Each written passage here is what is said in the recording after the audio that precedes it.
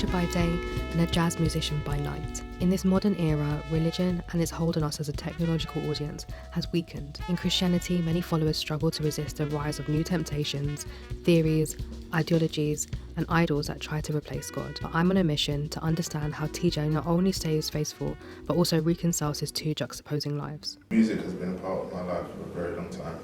I've got an older brother who's a musician, he's a drummer, and he started playing drums from about the age of 3. But I never had an affinity to any specific instrument. I played a bit of piano and a bit of percussion, and I think half the time was my mum just taking me to these different classes after school because she probably just wanted a break from me and my brother for a little bit. At the age of 11, the bass guitarist at church was moving on from our church, and my dad said, look, we need a bassist, would you like to play bass? I'm not even sure I really knew what the bass guitar was, but I said yes, and he bought me one, a really cheap, like £90 guitar, and I had one lesson with the then keyboardist at the church, and 2 weeks later, I was playing in church. I was terrible. I was really, really bad, but I didn't know. My brother started going to this youth club where they taught them jazz music, and I just kind of fumbled my way through that, and it was really difficult because every Saturday you're turning up and not being made a fool of because they were very lovely people. Your ego takes a big battering. Why am I not like them? Yeah, and it was out of that place that they should to perform. I met the other guys through there. I wasn't in the band initially, they won a competition, and I jumped on bass in 2012. So about 6 months to a year after the band initially formed, and that's really where everything started. How long did you actually feel like you catched up onto them? I still don't feel like I caught up. Yeah, of course not. Definitely not. If you see my brother play drums, I think he's one of the best drummers in the world. He's currently on tour with the Gorillas. The piano player, I can't lie to you, man. He's just, every time we're on a gig, there's a moment where I turn around and I'm just like, I don't even know what you just played. You know, all of these guys went to study music, conservatoire. I went to study physiotherapy at Brunel. If I'm trying to match them toe for toe in terms of virtuosity of our playing, I'm not winning anything. But it's not about that. Be more enthralled with Jesus than you are with being socially accepted. That means that you might lose your dignity. But never forget, integrity beats dignity every single time. There's a temptation for me to value reputation over everything. I think that's probably the most difficult one. You're told to have an ego. You know, everyone thinks that to be an artist, you have to have an ego. You have to be the big guy in the room and this and that. And I come from scriptures where it says, actually, no, you got to do the opposite. Like, become the least of these. And that's very difficult. He says, be light. Be the contrast. Be the contrast. Live your life completely differently from how those who are in the world live their life. When you're there and you've got thousands of people screaming and excited and clapping and telling you that you're amazing, tell me how you put God first. You're in that position and you're feeling like you're the man. You're feeling, because at that moment, really and truly, you are. The biggest bit of temptation is compromising on my value to not seek glory for myself, but to seek glory for God. That's probably the biggest area of conflict and temptation. So you have to take the word, swallow it, take the word, read it. Over time, you will find you become more stable. Your decision-making process is better. You will find you have a connection to above. There's a verse in the Bible that says, if you faint on the day of adversity, then your strength was never there.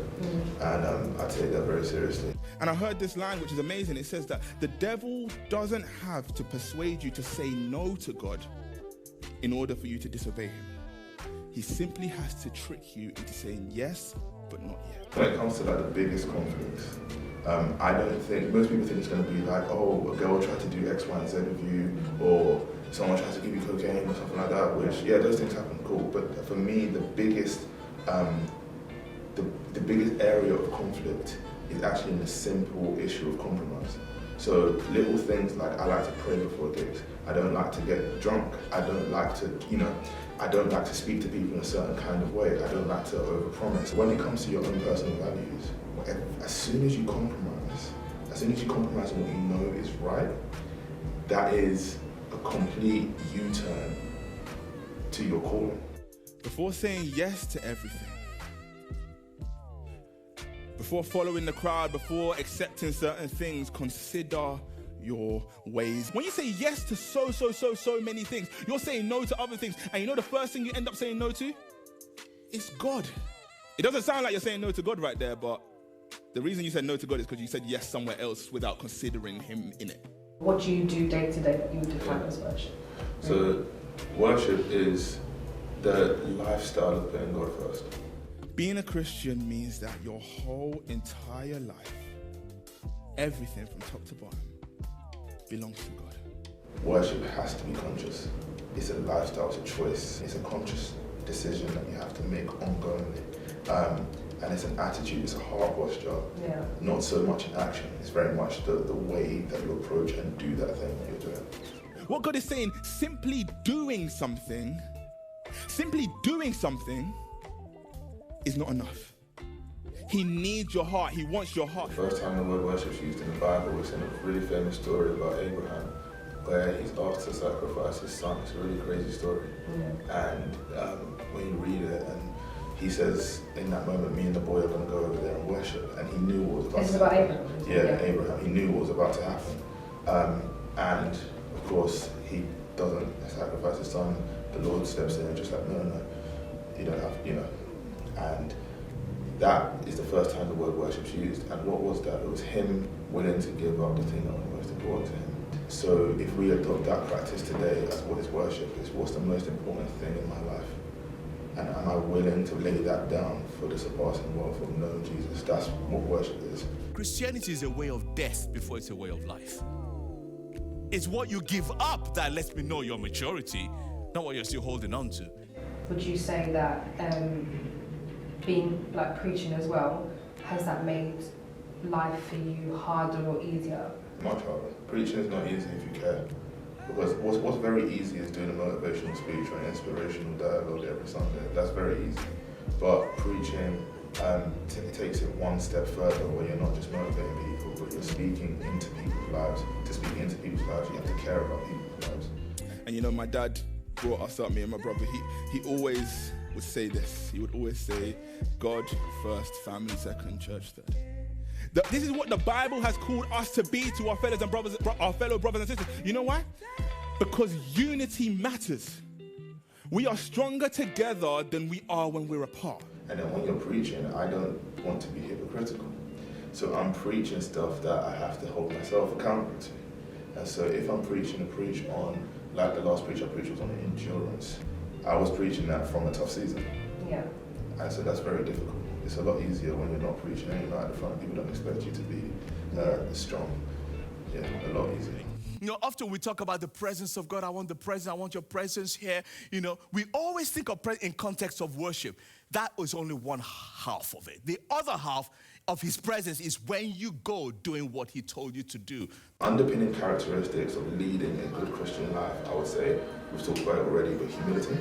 Yeah. I don't think it's possible to lead a Christian life without understanding that you are under authority of the scriptures of Jesus. And then the practices, it comes down to four things for me. It's the word, so reading the scriptures. It's prayer, it's worship, and it's fellowship. That fourth one is always forgotten, but I need to be around some Christian brothers and sisters that are going to hold me down, because there's some days where I feel weak. TJ is an inspiration, not just for those in the church, but for the jazz music scene as well. His relationship to God has given him a strong moral compass, rare in our modern world. TJ has learnt and preached that being a good Christian involves in being a good person, and hopefully we can all strive to be a bit more like that. Even when my knees are shaking, even when my heart is bleeding, valley, when I walk in the midst of the valley, my life's in the hands of my daddy. I'm already loved, I'm already chosen. Yeah. So for this life I know the goal, no. Cause me, I know the soul, no.